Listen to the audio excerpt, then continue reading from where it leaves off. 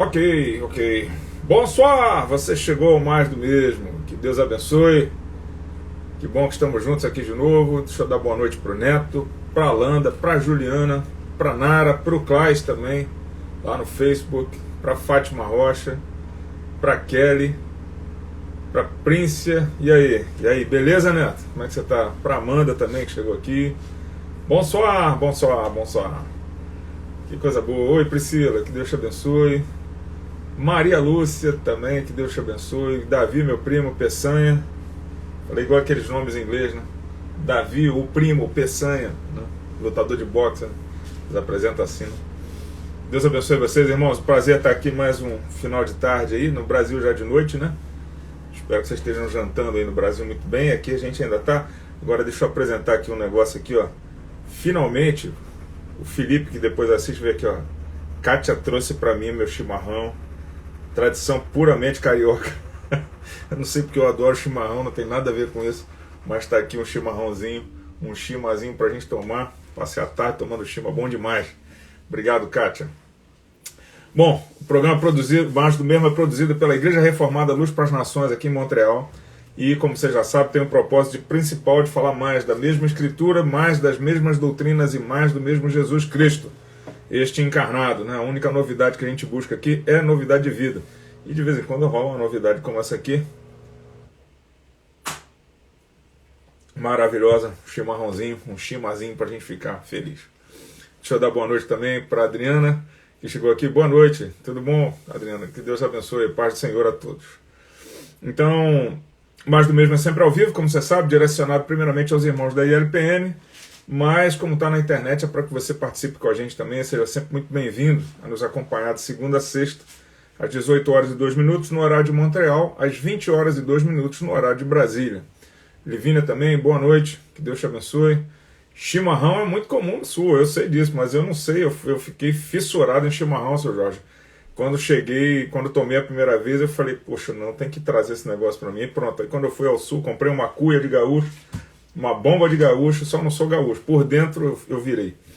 Então, é assim.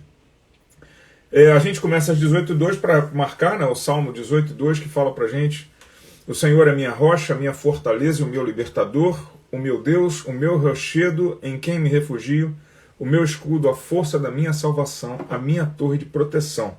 É nessas verdades que a gente deve apoiar a nossa fé, né? Sabendo que o Senhor é que cuida de nós, Ele que nos trouxe para junto de si. Deixa eu dar boa noite aqui também para o nosso presbítero José Cláudio, para a Érica Costa. Que Deus te abençoe, Érica, que Deus te abençoe, Zé Cláudio, e que, em nome de Jesus, nós estejamos aqui, atendamos aqui aquilo que o Senhor deseja para nós, né? Que Deus te abençoe. E quem chega cedo, como você sabe, ganha um boa noite personalizado, como este que demos até agora. E quem chega a partir desse momento, logo depois da A. Gomes Alves, ganha um boa noite no final, tá bom? Boa noite geral, mas ele não é genérico, assim, ele é geral. Então ele é com o mesmo carinho para todos aqui. Em nome da fluidez, né, a gente está passando dessa parte. A raspinha do tacho aqui vai ser a Fabiana de Macedo. Deu tempo dela chegar e ganhar um boa noite personalizado aqui com mais $1 milhão. Você sabe, você pode fazer um monte de coisa mais legal. Deus te abençoe. Bom, eu confesso que eu imaginava que essa semana fosse ser mais doída, assim, né? Já que o título dessa semana, o tema dessa semana é Essa Doeu, eu pensei que fosse doer um pouquinho mais. Deixa eu abrir uma exceção para a Dona Noemi aqui, que acabou de chegar. Pronto, foi a última. Que Deus abençoe, Dona Noemi. Então, eu pensei que fosse doer um pouquinho mais, né? Eu não sei se é porque o meu couro engrossou, ou porque eu já me acostumei com os textos, ou será que é porque eu fui militar numa época, né? E deixa eu começar a contar o porquê dessa história aqui. No militarismo, pelo menos na minha época, que depois as coisas mudaram bastante, né? Eu me lembro que a turma de recruta depois da minha já era bem diferente da minha, 2 turmas depois já era bem diferente da minha. A gente chegava no quartel olhando para os soldados mais velhos e prestando continência, tão assustado que a gente estava. Daí, quando passou a segunda turma, eles já chegavam mais. Tinha uma expressão que a gente usava que era rebarbado, né? Era o pessoal que não ligava tanto para hierarquia e tudo mais, já era outra geração chegando. Bom, no militarismo, na minha época pelo menos, 2 coisas que a gente não podia falar de jeito nenhum era por favor e obrigado. Não podia falar isso porque isso era contraproducente. Imagina, por favor, dá para você ir lá e matar o inimigo ali, se arriscar? Não tem isso, é uma ordem, você cumpre a ordem. e quando a ordem está cumprida, ninguém vem te dar um tapa nas costas e falar parabéns. Né? Quando isso acontece, você recebe uma medalha em tempos de guerra. Mas como o Brasil nunca entrou na guerra, eu era perito em capinar. Era música que a gente fazia muito no quartel. Então, não tinha por favor nem obrigado. Né? Então, a gente não fazia mais do que a nossa obrigação. E se a gente acertava, cumpria a missão. Se errava, estava errado, não tinha mais o que ser feito. Ou conserta a missão, ou a falha é a consequência da missão. Né? Então, talvez isso seja duro demais para quem nunca percebeu a vida dessa maneira, mas para mim se tornou muito prático. Né? E eu não tenho muito problema com isso. Quando alguém não me agradece por alguma coisa que eu fiz, que era minha obrigação fazer. Né? Na verdade, eu não fico esperando. Eu dou graças a Deus por esse tempinho lá nos Fuzileiros Navais, foi pouco tempo, mas foi muito proveitoso. Mudou muito a minha maneira de perceber as coisas, uma vez que eu era, não intencionalmente, mas eu era filho mais velho, né, tal, fui meio mimado, assim, minha mãe me deu carinho demais, porque foi bom, muito bom. Então, se parece duro demais pra gente, né, que talvez nunca tenha tido essa experiência, eu quero dizer que aquele meu amigo lá do quartel, o Valdelúcio, para ele não era duro demais, não. Para ele era tudo fácil para ele, né? Ele, na verdade, o Valdelúcio, que eu contei a história aqui na terça-feira, ele já tinha um couro tão grosso que tudo que ele acabava de fazer, que era difícil pra gente, ele dizia, eu quero é mais! E o Bilinho, né, que é o pai do Davi, que está aqui, o Fernando César Peçanha, que aparece aqui com a gente, o horário está dificultando ele estar aqui com a gente diariamente, mas ele me contou a história dele, porque ele foi a minha influência para ser fuzileiro naval, né? E ele me contou lá que tinha um pelotão também de nordestinos lá da época dele, que quando estava todo mundo desesperado de cansaço, os caras levantavam e diziam assim, eu quero é mais! Ele praticamente comprovou a mesma história, né? Então eles tinham um couro grosso. Então esse tipo de detalhe era frescura para eles, né? Eles estavam sempre prontos a mais e estavam acostumados, né? O Valdelúcio, ele vivia na Caatinga, né, nordestina, então ele sabia o que era brincar no meio de calor, pouca água, e sabia o que era ter o couro literalmente cortado tantas vezes enquanto brincava lá entre aquelas árvores mais secas, né? Então a gente não sabia, a gente do sul não sabia. Eu quero dizer que, mesmo usando um Valdelúcio, que é meio da minha imaginação, com um Valdelúcio histórico, né? Porque essa história tem muitos anos, né? Já tem 30 anos, entre as minhas memórias e as ilustrações que eu proponho aqui, é um Valdelúcio poético, digamos assim, né? O que eu queria dizer é que o nosso ambiente vai definir muito a maneira com que nós encaramos a vida. Por essa minha experiência militar, eu passei a lidar com algumas coisas de maneira mais fácil, né? E você já deve ter ouvido aquela afirmação, né, que eu não sei quem foi que falou, eu nem procurei, deveria ter procurado, mas nem fui atrás, mas diz que tempos difíceis geram homens fortes. Homens fortes geram tempos fáceis geram homens fracos, né? Então é um pouco talvez disso que a gente tenha vivido, não no sentido da força física, né, ou da brabeza, mas talvez porque nós vivamos num tempo em que a igreja não é perseguida, né, numa sociedade em que aceita, apesar das diferenças, existe uma perseguição, mas ela é diferente daquela perseguição primeira. Talvez a nossa igreja, a igreja evangélica hoje tenha se tornado uma igreja fraca, né, porque os tempos são tão fáceis, né? A gente tem Bíblia em qualquer lugar. E eu me lembro que uma vez eu tive uma experiência na Moldávia, nós chegamos lá na Moldávia e tinha um culto que era dirigido só por crianças, uma missionária abriu, não tinha nenhum adulto para cuidar, então um adolescente cuidava do culto e devia ter umas 30 crianças lá. E quando fala, Guilherme, beleza? Desculpa não resistir. Guilherme tem que falar. E aí, quando nós chegamos lá na Moldávia, a gente chegou junto com algumas bíblias que foram levadas para aquelas crianças. E eu nunca tinha experimentado aquela sensação de ver crianças terem pedido como presente bíblias, né? E elas pegando a Bíblia e falando assim, agora a gente pode escutar o que Deus fala para a gente. Tempos difíceis, gerando pessoas sedentas da palavra de Deus. Então eu queria... a gente vive um tempo fácil, né, onde a agressão se tornou algo subjetivo, não mais objetivo, onde a gente se ofende por qualquer coisa. E a gente vive numa cultura que eu estou chamando aqui de focada em cosméticos, né? Com a intenção de nos deixar com a pele super sensível, né? Hipersensível até diria. Então, se o couro engrossar, a gente bota logo uma loção para deixar o couro mais fino de novo. Então eu queria fazer um contraste entre aquilo que nós achamos que o serviço cristão é e aquilo que Jesus define como sendo o serviço cristão. Então esse texto pode te escandalizar, eu já falei dele algumas vezes na minha vida, mas eu só queria lembrar que ele se torna necessário exatamente porque talvez estejamos vivendo em tempos fáceis demais e a gente acaba sendo produto desse tempo, né? Então o texto está lá em Lucas 17, vai de 7 a 10 e diz o seguinte, qual de vocês, tendo um servo ocupado na lavoura ou em guardar o gado, lhe dirá quando ele voltar do campo: vem agora mesmo e se sente à mesa. Não é verdade que, ao contrário, lhe dirá: prepare o meu jantar, apronte-se e sirva-me enquanto eu como e bebo. Depois você pode comer e beber. Será que ele terá de agradecer ao servo por ter feito aquilo que lhe havia ordenado? Assim também vocês, depois de terem feito tudo o que lhes foi ordenado, digam: somos servos inúteis, porque fizemos apenas o que devíamos fazer. Que palavra dura, né, para os nossos tempos. Imagina você acabar de fazer um culto para o Senhor, você se esforçou, você chega lá, você evangeliza, você é perseguido em nome do Evangelho, você foi evangelizar na praça. Quando chega em casa para receber o agradecimento, Jesus não fala nada, só fala assim: continua aí o serviço agora, e depois você vai cuidar dos seus interesses, né? Ô Jesus, você não vai me agradecer porque eu fiz essa coisa tão especial? E aí a ideia é: qual de vocês vai tratar um servo dessa maneira? Você está fazendo a sua obrigação. É duro demais. Eu me lembro de uma vez, eu vi uma foto de uma menina, dos pais de uma menina, eu nem sei se é verdade, mas os pais de uma menina com um cartaz, quando ela se formou, assim: parabéns, você não fez mais do que a sua obrigação. E eu morri de rir daquilo, porque eu falei assim: cara, é bem a minha cabeça é bem assim mesmo, sabe? Então, que bom que você arrumou o seu quarto, né, meu filho? Mas você não fez mais do que sua obrigação. Foi assim que minha mãe me ensinou também. Então, isso vem para o meu ambiente, né? Apesar de eu ser muito sensível em outras coisas, nessas não.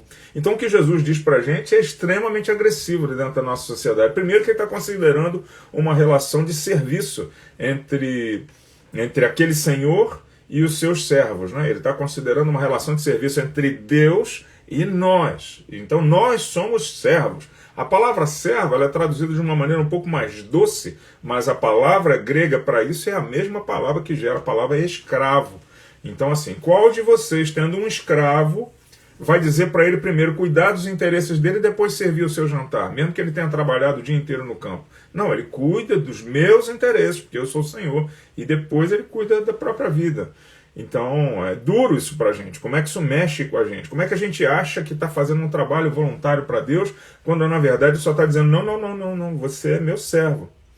Foi para isso que eu te chamei. Então Jesus está contando essa parábola aos seus discípulos, que por várias vezes são comparados a trabalhadores que cuidam da lavoura e do gado. O apóstolo Paulo faz o mesmo quando ele escreve tanto aos Coríntios quanto 2 vezes a Timóteo, né? Faz essa mesma analogia dos trabalhadores como sendo aqueles que cuidam da lavoura e do gado. Se esse fosse um sermão expositivo, que eu estivesse pregando um domingo, eu poderia até fazer a conexão entre os ensinos anteriores de Jesus ali. Vão completar ali basicamente 3 ou 4 ensinos, e esta parábola vai concluir esses ensinos. Nem todo comentador entra nessa perspectiva, mas eu acho que ela é válida, né? Então, não vamos fazer isso aqui em função do tempo, mas eu só queria dizer que essa parábola pode nos dar uma espécie de conclusão àquilo que Jesus acabou de mencionar, né? Acabara de mencionar, né? Então, em resumo, ele está dizendo que a fé, aquela fé que move montanhas, né, é capaz de realizar até o ato mais impossível à vista dos homens. Mas nessa conclusão, Jesus enfatiza que mesmo este poder dado através da fé, mesmo essa vitória que vence o mundo, que é a nossa fé, não é mérito nosso. Assim como o trabalho que fazemos diante de Deus. Ele é um trabalho que é produzido pelas nossas mãos, mas isso só é possível porque Deus nos chamou para fazer esse trabalho. Então a grande dádiva é termos sido feitos servos de Deus, escravos de Deus, para que pudéssemos fazer esse trabalho. Senão nem isso teríamos conseguido. O Fritz Heinecker, que é já uma figurinha fácil aqui no nosso mais do mesmo, né, comenta que naquela época um escravo desse tipo mencionado por Jesus era totalmente dependente do seu patrão e era rigorosamente obrigado a executar uma tarefa com obediência cega. Não tinha espaço para questionamento. O brasileiro lê o código, né, lê a ética da coisa, e ele fala, por exemplo, tem que parar no sinal vermelho.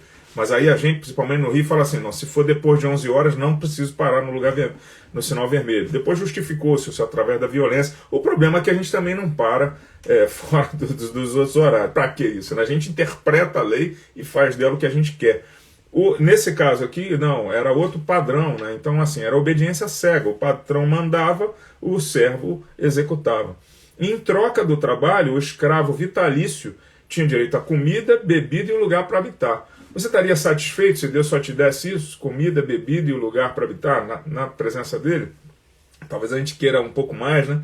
Queira uma vida mais fácil, queira deixar de ser servo, né? Então, Jesus não está validando a escravatura, mas ele está se relacionando o mundo com a maneira que ele é, né? De maneira que as pessoas à sua volta que escutavam essa parábola que ele cria, pudessem entender claramente qual é o tipo de postura que um servo deve ter diante do seu Senhor. Diferente de nós, ninguém questionaria essa relação. Claro, Deus é o Senhor e nós somos servos. A gente entende que essa relação está estabelecida e eu tenho deveres nela. Tenho direitos também. Tenho direito à comida, tenho direito à bebida, tenho direito à minha casa. Mas isso está estabelecido muito claramente naquele mundo ali. Só que para a nossa sociedade é duro demais constatar que Deus é o Senhor nessa relação. A gente só quer pegar a parte do amigo. Nós somos amigos de Jesus, já falo disso, mas a gente esquece que Ele é o Senhor. Deus manda na nossa vida. Ele nos resgatou para as boas obras. A gente tem uma missão para cumprir aqui.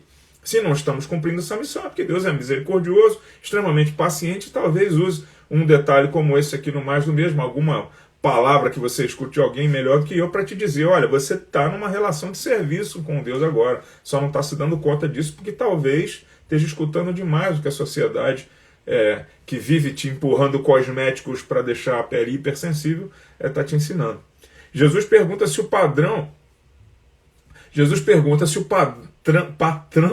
agradece ao servo por ter executado tudo que foi incumbido. E a resposta é não, o patrão não agradece ao servo. Como aquele militar, né, como lá no exemplo militar, não, você tem uma missão para fazer, cumpre aí. Ó, chefe, está pronta a missão. A gente dá o pronto da missão. E ele não fala assim, poxa, muito obrigado por essa coisa que você fez, né?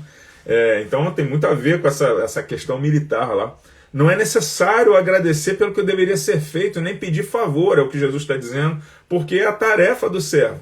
Isso não é desumanidade, mas é como uma hierarquia funciona, né?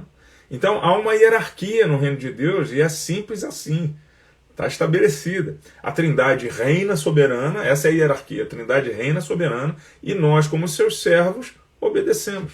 Não era difícil para um servo entender que ele tinha um Senhor. Não era difícil para os discípulos entenderem essa relação de serviço.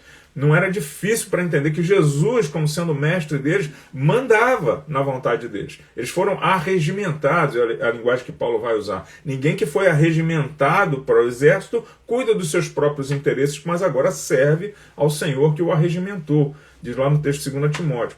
Mas é difícil para a gente por conta dessa sociedade que nós estamos inseridos, muito por conta do humanismo. Os valores do humanismo que colocam a gente no centro, principalmente valorizando a liberdade, né? Isso agride essa mensagem humanista. Essa palavra de Jesus é dura porque ela agride o nosso autocentrismo, né?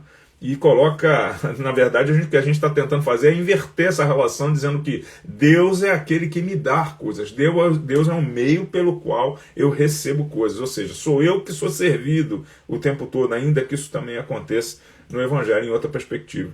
Deus nos serve, né? Porque Ele sendo maior nos serve também. A ordem é, sirva-me, depois cuide dos seus interesses. Essa é a ordem. A ordem de Jesus é sirva e a ordem também cronológica seria essa. Depois a gente cuida dos nossos interesses. Então, a gente quer ser louvado por Deus. A gente quer que Deus nos elogie o tempo todo. De que maneira a gente fala isso? Falamos um pouco na semana passada. A gente quer ser abençoado. A gente quer que Ele nos agradeça pelo nosso serviço, que deveria ser obrigação, né, livrando nossos filhos das doenças. Ele quer que nos dê uma vida sem problemas, uma vida longeva. Eu tenho que viver muitos anos, né, que os nossos parentes todos sejam salvos inequivocamente. Ele quer que, até mesmo se você vai chegar ao ponto de dizer assim, não, eu quero mesmo que Deus me louve para que ninguém que eu preguei vá para o inferno. Afinal de contas, parece que a gente é mais amoroso do que Deus quando fala isso, né? Mas esse seria outro assunto. Mas por causa dos nossos tempos fáceis, essa é a minha opinião, o cristianismo se tornou um cristianismo fraco, ao ponto de não suportarmos mais a ideia de que esse mundo já tem um dono. E não está com crise de identidade, ele manda mesmo. E manda piedosamente, e manda com justiça, manda com retidão, manda com tudo que ele é, porque ele é o Deus infalível. Então ele está dizendo assim, sirva-me, Wallace, depois cuide das outras coisas. Isso não é necessariamente servir na igreja local, servir à igreja local, mas pode ser também. No meu caso, como pastor de tempo integral, é vivendo para a comunidade como eu mais sirvo a Deus, acaba sendo o meu meio. Mas qual é o seu ambiente de serviço? Qual é o seu ministério? Qual é a lavoura? Qual é o rebanho que Deus tem te dado para você tocar? né? Porque é nisso que Deus vai te cobrar. Então esse texto é tão difícil para a nossa cultura, já estou terminando, que o próprio Fritz Rienecker, quando comenta, ele faz quase que um pedido de desculpa. Ele está dizendo, esse não de Jesus, porém, de forma alguma, sanciona a atitude de jamais agradecer a um servo pelos serviços executados. Ok, ele está se desculpando aqui, mas eu estou dizendo, não precisa. Se você for militar da minha época, se for militar, você vai entender que não tem agressão nenhuma nisso. Na verdade, é como a coisa funciona. Mas tudo bem, agradeça sim. Eu costumo agradecer a todo mundo. A questão não é o agradecimento, é como é que você presta o serviço e o que você está esperando de volta. A motivação tem que estar no lugar certo, né? Como comenta o reverendo Hernandes Dias Lopes. A frase final da parábola é: somos servos inúteis. E é o mesmo que dizer, somos servos dispensáveis. Mas por quê? Ora, porque a gente fez só a obrigação. Qualquer servo poderia ter feito aquilo. Fizemos a obrigação que nos cabia realizar. Não há mérito além desse, de ter o privilégio de servir esse Senhor. Então, diz o Rienecker ainda, cumpre notar que não é Jesus ou o Senhor na parábola que avalia os servos como sendo inúteis. Nosso serviço tem utilidade para Deus. Mas que essas palavras representam um testemunho dos próprios servos em relação a si mesmo. Nós nos consideramos inúteis porque só fizemos o que tínhamos que fazer. Essa é a postura desejável do discípulo. Deus nos honrará, a gente sabe que Deus nos dará galardão, a salvação já é uma maravilha, né? Já não precisava de mais nada, mas a questão é, eu não posso exigir de Deus algo que é só a minha obrigação fazer. Eu não posso desejar, eu não posso exigir de Deus um reconhecimento ou um agradecimento por aquilo que é minha mera obrigação fazer. É como se Jesus estivesse dizendo na conclusão de sua mensagem: vocês devem se manter humildes, porque até a fé que vocês receberam, a capacidade para realizar essas coisas, cuidar da lavoura e do rebanho, até do gado, né? É até essa obra que você está realizando, cuidar da sua família, cuidar do seu trabalho, poder ofertar na igreja, poder ter um ministério, isso tudo foi dado pelo Pai. Até isso, então não tem como a gente tirar onda diante de Deus. A gente tem que ser grato. Você será útil ao propósito de Deus, mas isso não pode ser motivo para autoglorificação. Isso é quase idolatria. Eu acho muito ruim quando alguém se elogia. Particularmente, é muito difícil para mim quando alguém faz propaganda de si mesmo, principalmente se for positivo.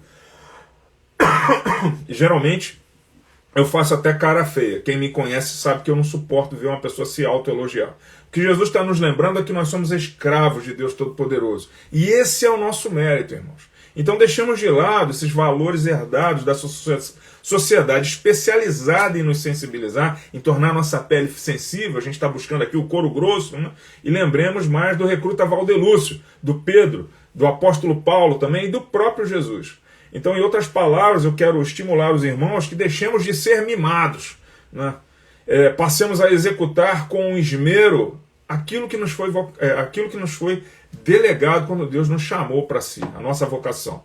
Não como se fosse um sacrifício digno de agradecimento, que parece que é isso que alguns estão fazendo quando estão indo à igreja. Eu vim à igreja. Você está fazendo nada, praticamente, além da sua obrigação. Né? Então, não como um sacrifício digno de agradecimento da parte de Deus, mas como um dever. É lógico que eu, como líder, eu devo te agradecer pelo que você faz, mas você está fazendo para Deus ou para mim? Espero que seja para Deus, né? Afinal, já recebemos a maior honra que um ser humano pode receber, que é ser considerado um servo de Deus. E aí eu pergunto a você, e essa, doeu? Eu espero que sim, eu espero que doa um pouco. E se não está doendo porque seu couro já engrossou, glória a Deus, mas pode não estar doendo porque você está tão insensível às coisas de Deus que você nem percebe que é necessário servir melhor. Então, pensa nisso, a reflexão é sua, eu só estou aqui para acusar, tá? Que coisa horrível, mas eu só estou aqui para falar, para te levar a essa reflexão, mas conclua diante de Deus, né? E lembre-se que você é só um servo, mas isso é bom demais. Aqueles que chegaram durante o programa, né, e aqueles que persistiram aí nesses 24 minutos, que o Senhor os abençoe. Boa noite a todos, para aqueles que estão aqui na live, e bonjour para todos que vão assistir em outro horário. E eu peço que vocês me ajudem, é um pedido muito sincero, orando pelo nosso programa, para que nós nunca saiamos do foco que Deus nos deu, que é a edificação dos irmãos. Então, que o Senhor nos capacite para isso e que juntos aqui possamos continuar servindo esse propósito enquanto Deus assim permitir. Que Deus os abençoe e até amanhã para a gente encerrar esse tema aí. Até amanhã, se Deus quiser, então. Paz, irmãos.